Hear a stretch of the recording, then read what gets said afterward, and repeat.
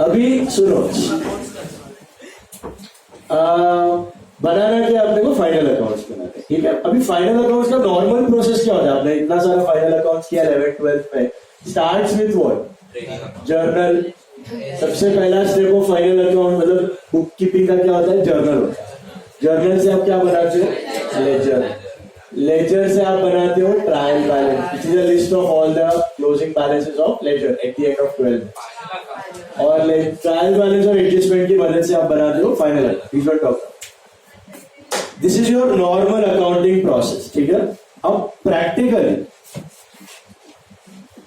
Practically चाहे वो trading business हो, चाहे वो नॉन ट्रेडिंग बिजनेस हो, या एनजीओ या एनपीओ हो, यही सिस्टम फॉलो होती है प्रैक्टिकली। जर्नल बनाते हैं सब लोग, फिर वहां से लेजर बनता है, फिर वहां से ट्रायल बैलेंस और फिर वहां से फाइनल अकाउंट्स। बट पुराना जमाने में, ओल्ड सिस्टम्स में, एनपीओस ट्रायल बैलेंस नहीं बनाते थे। एनपीओस ट्रायल बैलेंस ना बना के उसकी जगह एक अकाउंट बनाते थे called receipt and payment account. तो आपको भी थियोरी में वही फॉलो करना है, प्रैक्टिकली ऐसा नहीं है। प्रैक्टिकली अभी सब लोग वेदर इट इज प्रॉफिट और नॉन प्रॉफिट ऐसे ही बनता है, journal then ledger then trial balance and then final accounts. Normal final account जैसे ही बनाया जाता है। बट थियोरेटिकली पुराने सिस्टम में एनपीओस ट्रायल बैलेंस नहीं बनाते थे, तो अभी भी वही सिस्टम चलती है अपनी थियोरी में। 11th 12th में आपको ट्रायल बैलेंस से नहीं बनाना है, किसकी मदद से बनाना है final accounts, receipt and payment account की मदद से। वो क्या है हम लोग समझते हैं। तो किसकी मदद से आप लोग फाइनल अकाउंट बनाओगे, रिसीट एंड पेमेंट अकाउंट की मदद से। तो आपको क्वेश्चन में ट्रायल बैलेंस नहीं दे, नॉर्मल फाइनल अकाउंट क्वेश्चन में ट्रायल बैलेंस देते हैं, trial balance and adjustment. NPO के क्वेश्चन में आपको ट्रायल बैलेंस की जगह मिलेगा रिसीट एंड पेमेंट अकाउंट और एडजस्टमेंट्स के दो इफेक्ट, इसके एक इफेक्ट सेम है बाकी। अच्छा, आंसर में हम लोग क्या बनाते थे फाइनल अकाउंट्स में, याद होगा आपको, तो ट्रेडिंग अकाउंट बनाते थे, पीएनएल, कैपिटल करंट, वो तो कैपिटल ही हो गया लायबिलिटी वाला, एंड बैलेंस शीट। तो अब ये एनपीओ कोई ट्रेडिंग एक्टिविटीज में तो इन्वॉल्व होते नहीं है, बाइंग एंड सेलिंग करते नहीं है, तो ट्रेडिंग अकाउंट बनने का सवाल नहीं है। अच्छा, पीएनएल बनता है, लेकिन हम उसको पीएनएल नहीं बोलते, हम उसको बोलते हैं इनकम एंड एक्सपेंडिचर, क्योंकि इनका मोटिव इज नॉट प्रॉफिट और लॉस, इनका मोटिव इज सर्विस। सो इसका जो प्रॉफिट लॉस ढूंढने का अकाउंट होता है, इसको हम लोग पीएनएल अकाउंट नहीं बोलते हैं, इसको बोलते हैं इनकम एंड एक्सपेंडिचर। वही तरीका वही है, expenditure on debit, income on credit, but नाम अलग है।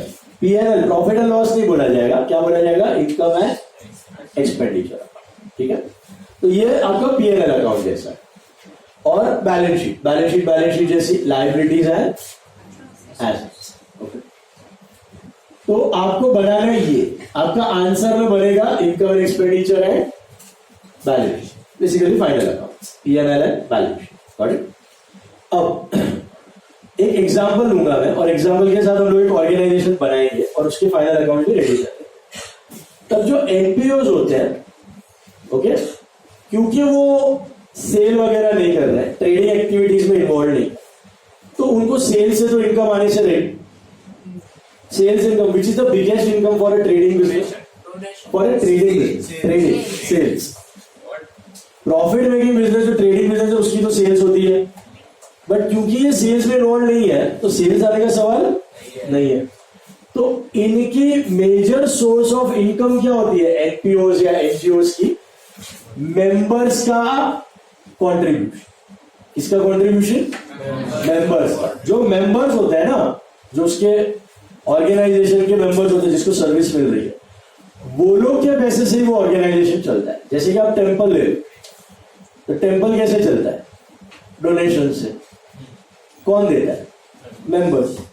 स्कूल कैसे चलती है, फीस से। कौन देता है, स्टूडेंट्स, जो मेंबर होते हैं वही। कोई लोकल क्लब या जिम खाना देख लो, जो चैरिटेबल है, नॉट द एकर्स क्लब और एमराल्ड क्लब, वो तो लूट लेता है। आपके लोकल वो तरुण मित्र मंडल, गणेश मित्र मंडल, उसका जिम खाना रहता है लोकल, अखाड़ा टाइप्स, 200 रुपए महीने में जो चलता है, वो आपका चैरिटेबल बेसिस पे चलता है। वो मेंबर जो पैसा देते हैं उसी पे चलता है। Is it clear? बोलने का मतलब, ये ऑर्गेनाइजेशन की मेन सोर्स ऑफ इनकम क्या होती है? मेंबर का पैसा, मेंबर का पैसा, डोनेशन या सब्सक्रिप्शन जो बोला जाए। तो अभी ये 7 आइटम्स होते हैं, ये जो पैसा आने का सोर्स होता है, सोर्स ऑफ इनकम, इसको हम 7 कैटेगरीज में डिवाइड कर सकते हैं, 7 कैटेगरीज। ओके, इनको कहा जाता है entrance fees, life membership fees, legacies, subscriptions,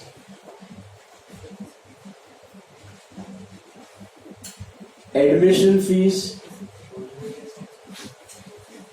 government grants या ग्रांट्स एंड डोनेशंस।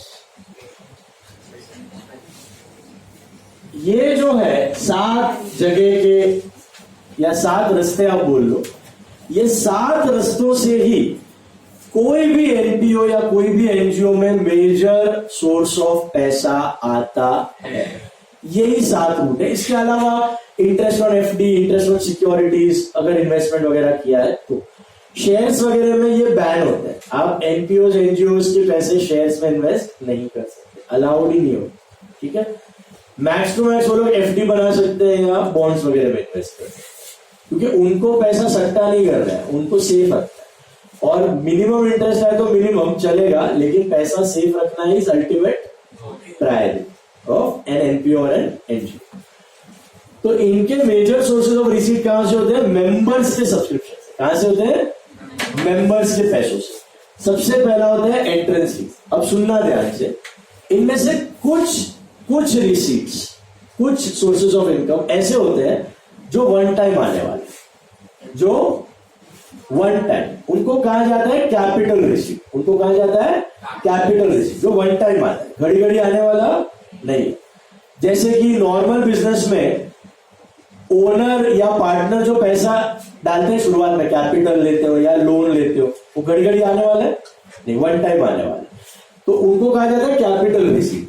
वो जाते हैं लायबिलिटी में और उनके पैसों से ऑर्गेनाइजेशन एसेट्स खरीदता है, क्योंकि आपको मालूम है ये वन टाइम है और ये लमसम है और ये बड़े अमाउंट में आएंगे और ये घड़ी घड़ी आने वाले नहीं है। उनको क्या कहते हैं? Capital receipt. क्या कहते हैं? Capital receipt. All capital receipts go under liability और उनका पैसा ऑर्गेनाइजेशन क्या करने में इस्तेमाल करता है? एसेट्स खरीदते हैं, जैसे फर्नीचर हो गया, प्रॉपर्टी हो गया, बिल्डिंग हो गया, प्लेग्राउंड हो गया, स्विमिंग पूल हो गया, library building, hospital building, ambulances, vehicles.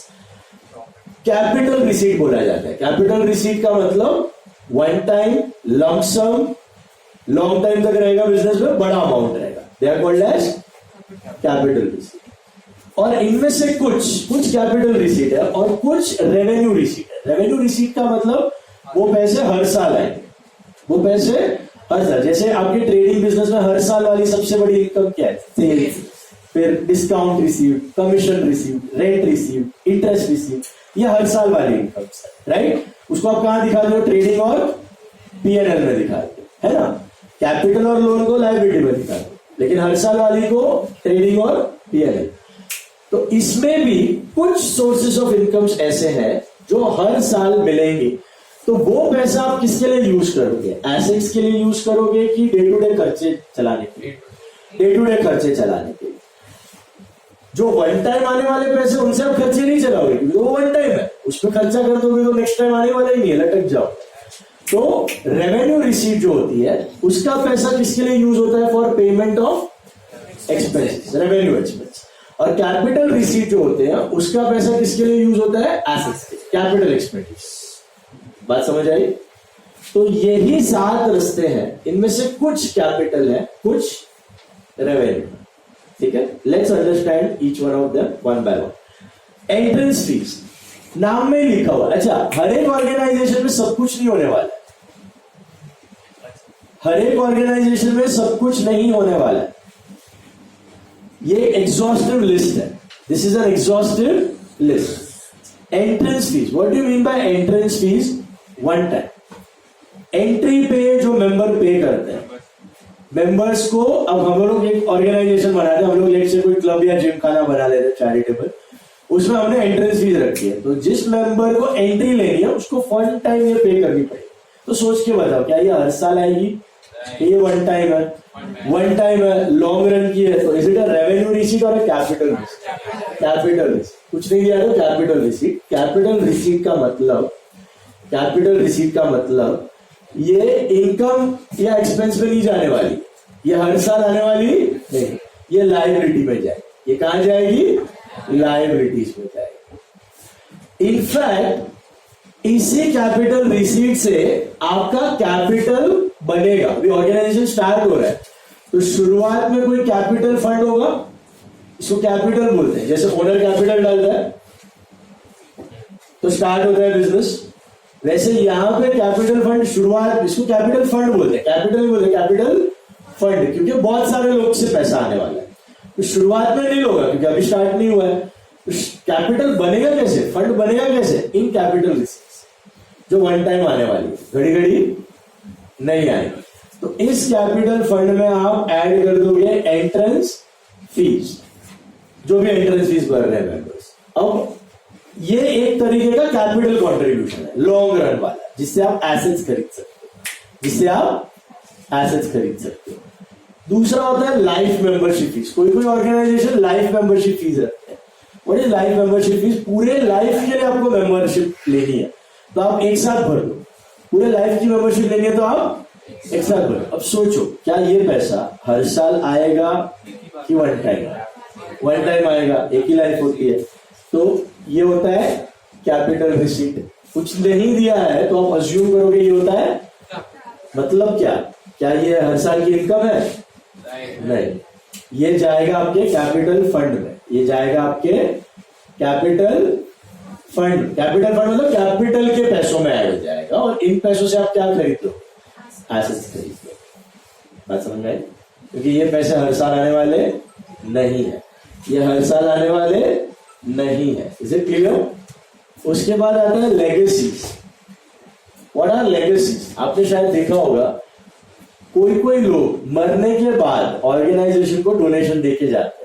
Schools में देखा होगा या बेंचेस पे देखा होगा, श्रीमती लेट या Shri late so and so ने इतना 5,000 कॉन्ट्रीब्यूट किया, 50,000 कॉन्ट्रीब्यूट किया, 1 लाख कॉन्ट्रीब्यूट किया। देखा है? देरासर वगैरह में पट्टी पे लिखा रहता है। So that's all called as legacies. Legacies का मतलब मरने के बाद अगर मेंबर ने कुछ डोनेशन दे दिया as per the will, that is called legacy. तो ये ऑर्गेनाइजेशन को हर साल मिलेगा कि रेयर आइटम? तो हर साल आने का सवाल नहीं। Is it a capital receipt और revenue receipt? Capital receipt. Capital receipt का मतलब समझ में आ रहा है? जो हर साल आने वाली नहीं है, वन टाइम आएगी, रेयर आएगी, नॉन रिकरिंग है, घड़ी घड़ी नहीं आएगी। उन पैसों से आप क्या खरीदोगे? एसेट। और रेवेन्यू रिसीट मतलब हर साल मिलेगी, उनको आप किधर इस्तेमाल करोगे? एक्सपेंस पे, डे टू डे एक्सपेंस पे। जैसे आप एक हाउसिंग सोसाइटी में रहते हो, आपकी हाउसिंग सोसाइटी एक ऑर्गेनाइजेशन है, उसमें A wing, B wing, C wing, आप सब मेंबर्स हो उसके, तो आप हर महीने मेंटेनेंस भरते हो। वो मेंटेनेंस ऑर्गेनाइजेशन का रेवेन्यू रिसीट होता है। उससे वो lift maintenance, watchman salary, gardening, upkeep, maintenance, वो सब खर्चा यूज करता है। इलेक्ट्रिसिटी हो गया, बिल्डिंग इलेक्ट्रिसिटी हो गया, बराबर है, बिल्डिंग टेलीफोन लाइन हो गई, तो उसका खर्चा वो बिल्डिंग पे करता है फ्रॉम योर मेंटेनेंस, वो रेवेन्यू रिसीट हो।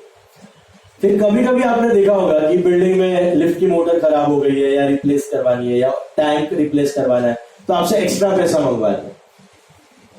वो घड़ी घड़ी हर महीने नहीं होता है, वो कोई बड़ा एसेट का खर्चा हो, कोई रेनोवेशन करना है या कोई वाटर टैंक चेंज करनी है या कोई लिफ्ट की मोटर चेंज करनी है, तो आपसे मंगवाया जाता है।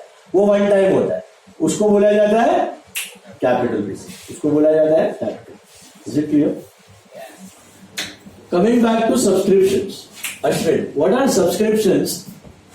अश्विन नहीं, ये क्या नाम है इसका? मेघ, घर पे जा रहे हैं? बोर्ड पे देखो।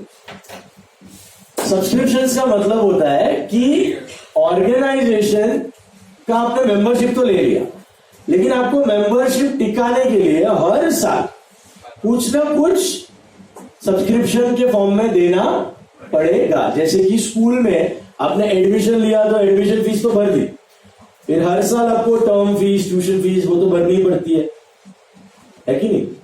लाइब्रेरी में आपने मेंबरशिप ले ली, फिर हर महीने कुछ एक 100 रुपीज 200 रुपीज का मीटर चालू रहता है, उसको बोला जाता है सब्सक्रिप्शन। सब्सक्रिप्शन का मतलब जिम में भी जाते हो, एक होता है एंट्रेंस फी जिम की स्टार्टिंग में, और फिर हर महीने to retain the membership you have to pay some subscription. Subscription क्या चीज है जो हर साल मेंबर को, हर एक मेंबर को भरना पड़ता है। तो ये क्या हुई? कैपिटल रिसीट की रेवेन्यू रिसीट। रेवेन्यू रिसीट तो आप जब सम करोगे तो ये कहां डाल दोगे? इनकम में कि कैपिटल में? इनकम, क्योंकि ये हर साल आने वाली है। इन पैसों से organization day to day expense चलाएगा। Is it clear? फिर आता है एडमिशन फीस। अभी actually practically admission fees and entrance fees are one and the same, nothing different. कोई ऑर्गेनाइजेशन एडमिशन फी का नाम देता है, कोई एंट्रेंस फी का नाम देता है, प्रैक्टिकली इसमें कोई फर्क नहीं है। But unfortunately in 11th-12th standard they have done it wrong, they have taken it under a revenue receipt. मतलब वो बोलते हैं कि एडमिशन फीस अलग रखो और उसको रेवेन्यू ट्रीट करो, मतलब हर साल आने वाले। एक्चुअली हर साल आती नहीं है, वन टाइम आती है, बट रेवेन्यू रिसीट ट्रीट करवा रहे हैं, गलत है बट करना पड़ेगा। बोर्ड्स अपना थोड़ा बहुत है ऐसा आउटडेटेड। तो एडमिशन फीस को ट्रीट करना है आपको रेवेन्यू रिसीट। सीए में आप वापस इसको कैपिटल रिसीट बना देंगे, सीए में भी एनपीओ सीखोगे, उधर बराबर करवाते हैं। Admission entrance fees both are capital.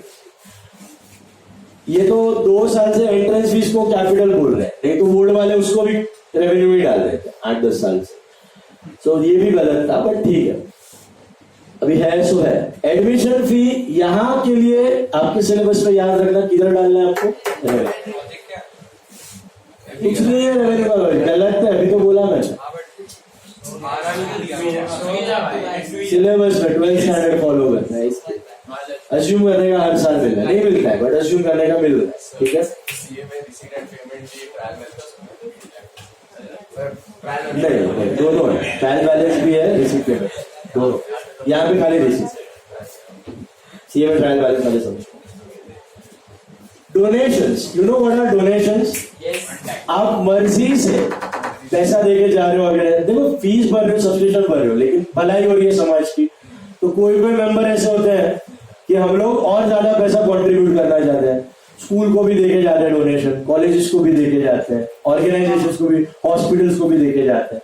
तो सोच के बताना, डोनेशंस हर साल आते रहेंगे कि वन टाइम आके बंद हो जाएंगे?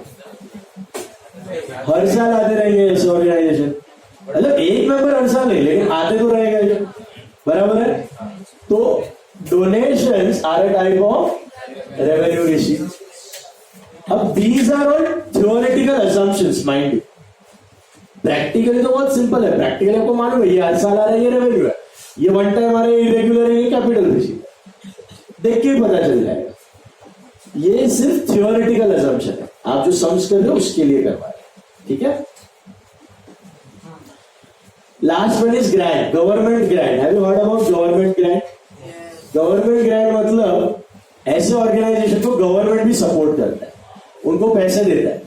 आपकी स्कूल फीस आपने देखी होगी, किसी स्कूल, अभी गरोडिया तो लुटता है लाख रुपया, बट फातिमा में आपने फीस देखी होगी 6 रुपया, 7 रुपया, 8 रुपया। कॉलेजेस में भी आप सोमैया में एडेड में हो तो बहुत सस्ती फीस है, अनएडेड में ज्यादा है। तो एडेड मतलब गवर्नमेंट का कॉन्ट्रीब्यूशन, समझ रहे हैं? 300 रुपया फीस रहता है। अभी आई थिंक एसपीडीटी में फीस ज्यादा है, तो मतलब फिर भी रीजनेबल है, थोड़ा बहुत ग्रांट है। But Fatima is the apt example, Fatima में प्योर गवर्नमेंट ग्रांट है, नहीं तो इतने का आपकी एनएमईटीवाई की 300 रुपया फीस, तो आपको वो पैसा चलाएगा कैसे? एसी वाला कॉलेज, इतना सारा खर्चा हो रहा है, तो गवर्नमेंट पैसा दे रहा है आपका education. What is? So that's called government grant. That's called government grant. So बोलने का मतलब ऐसे ऑर्गेनाइजेशन को गवर्नमेंट से भी पैसा मिलता है, और कब कब मिलेगा? हर साल मिलेगा कि वन टाइम देके बंद हो जाएगा? हर साल मिलेगा। तो ये भी एक प्रकार का रेवेन्यू रिसीट।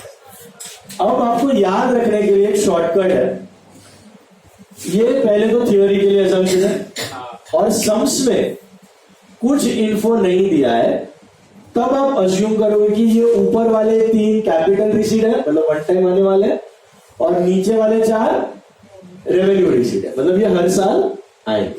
अगर problem is silent then you assume this. इसका शॉर्टकट है जी या सैड जी बोलते हैं. सैड जी याद रखना है. सैड जी का फुल फॉर्म क्या है? S for subscription, A for admission fee, D for donation and G for grant. SAD G, simple. तो सैड जी वाले 4 आइटम्स के बारे में अगर no info is given, you assume they are revenue receipt मतलब हर साल है. एंड सैड जी को छोड़ के कुछ है जैसे कि legal fees, life membership fees, entrance fees, तो आप अज्यूम करो कि वो कैपिटल रिसीट है, घड़ी नहीं आने वाली है, नॉन रिकरिंग है, वन टाइम आएगी, तो उसको इनकम एक्सपेंस में नहीं, उसको बैलेंस शीट में डालना. Is it clear? Sir but entrance fees कैसे रेवेन्यू रिसीट हो सकती है? अगर अज्यूम मतलब ये राइट है ना, ऐसे ही होगा. हाँ नहीं, अभी सुनो. सम्स में ना कभी ऐसा दे सकते हैं कि एंट्रेंस फीस दिया हुआ है और आपको दिया रहेगा, सब में दिया रहेगा, सुनना ध्यान से. सब में कुछ नहीं दिया तो क्या करोगे एंट्रेंस फीस का? Capital fees. बट सब में ऐसा दिया है कि treat half of entrance fees as capital and half as revenue. तो आधा पैसा आप डाल दोगे कैपिटल में, लायबिलिटी में, और आधा डाल दोगे रेवेन्यू में. ऐसा कब होता है, क्यों होता है? कोई ऑर्गेनाइजेशन है, उसमें एंट्रेंस फीस समझो ₹1,00,000 है, तो वो ऑर्गेनाइजेशन ने ऐसी सिस्टम बना के रखी है, अभी आपको 50 देना है और बाकी 50 स्प्रेड ओवर द लाइफ, तो थोड़ा करके पे ऑफ. तो आधा कैपिटलाइज और आधा रेवेन्यू. या ऐसा हो सकता है कि ऑर्गेनाइजेशन ने मेंबरशिप क्लोज नहीं किया, हर साल मेंबर्स आ रहे, तो हर साल एंट्रेंस फीस भी पे की जाएगी, तो वो जो रेशियो निकल के आ रहा है वो 50-50. तो 50% वन टाइम में आ रहा है, 50% हर साल में आता रहे. तो 100 बात की एक बात, क्वेश्चन में अगर इन्फो दिया है तो अपना दिमाग चलाने का. जैसे कि वो रिटायरमेंट में था, गुडविल राइट ऑफ करनी थी, गेन रेशियो में होती है, लेकिन सब में दिया न्यू रेशियो में करना, तो आप न्यू रेशियो में करोगे पेपर में ना, फिर अपना दिमाग नहीं लगाने. ऐसे यहां पर अगर इन्फो नहीं दी है तो ये सैड जी वाला असम्पशन है.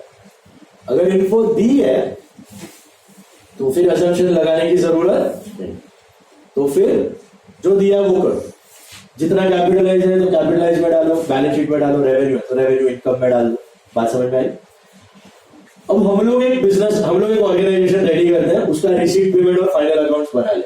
ओके, अब हम सबको एक जिमखाना बनाना है या क्लब बनाना है. Okay, you all are the members. We have decided that जिसको क्लब का